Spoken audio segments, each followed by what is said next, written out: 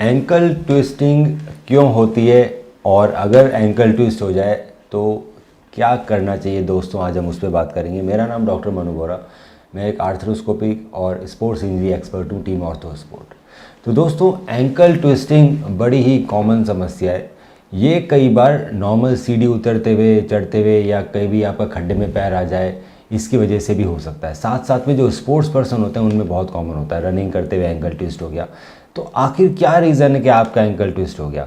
दोस्तों, सबसे important reason रहता है एंकल ट्विस्टिंग का कि जब आपका पैर अनस्टेबल पोजीशन पे ग्राउंड पे पड़ता है, जैसे खड्डा पड़ा है या फिर आप भाग रहे हैं, आपका पाँव लैंड किया और आपकी बॉडी उस पर ट्विस्ट हो गई, उस समय अगर आपकी एंकल के अराउंड की जो मसल्स हैं वो अगर स्ट्रांग होगी तो एंकल को ट्विस्ट होने से बचा लेगी।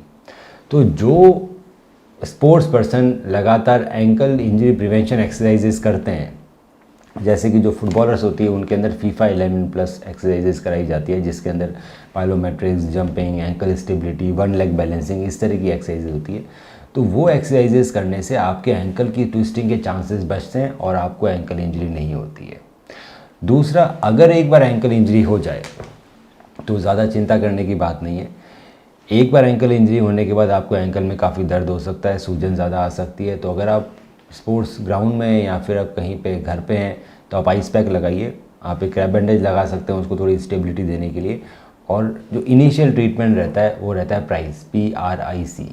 P का मतलब है प्रोटेक्शन, R का मतलब है रेस्ट, I का मतलब है आइस, C का मतलब है कंप्रेशन, E का मतलब है एलिवेशन। सो प्राइस आपको पहले चालू करना है।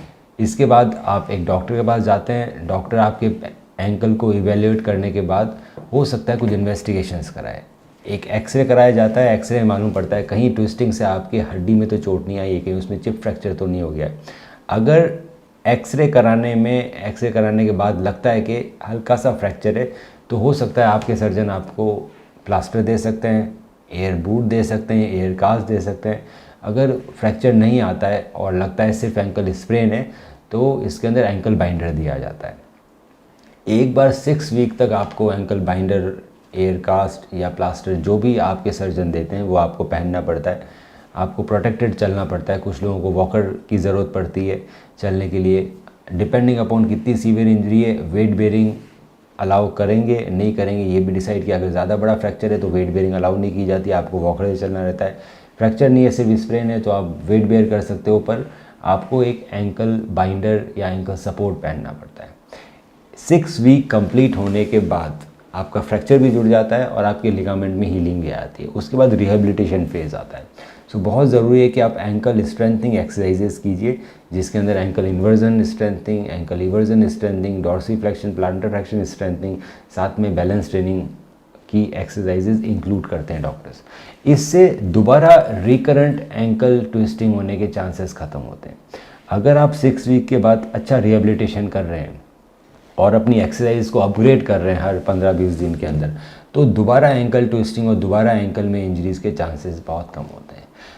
अगर इसके बाद भी आपको लगता है कि आपका एंकल अनस्टेबल है, ट्विस्ट करता है बार बार में, या फिर एंकल में दर्द ख़त्म ही नहीं हो रहा है, तो आपको एक MRI करानी चाहिए एंकल की, ताकि हमें मालूम पड़े कि जो उसमें लिगामेंट होते हैं एंकल के अंदर, मेनली एंटीरियर टेलोफिब्रिल लिगामेंट, कैल्कोन्योफिब्रिल लिगामेंट, पीछे की तरफ एक टेंडन रहता है टेंडो एक्लिस, या फिर जो एंकला कार्टिलेज है कहीं उसमें कुछ डैमेज तो नहीं आया है। आप हमें अपनी MRI भेज सकते हैं दोस्तों, और उसका डिटेल में स्टडी करके मैं बताऊंगा कि सबसे अच्छा इलाज क्या रहेगा आपको ठीक करने के लिए।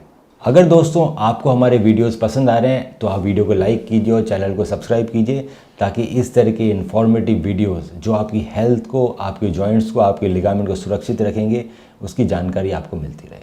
हम रखें आपका ख्याल।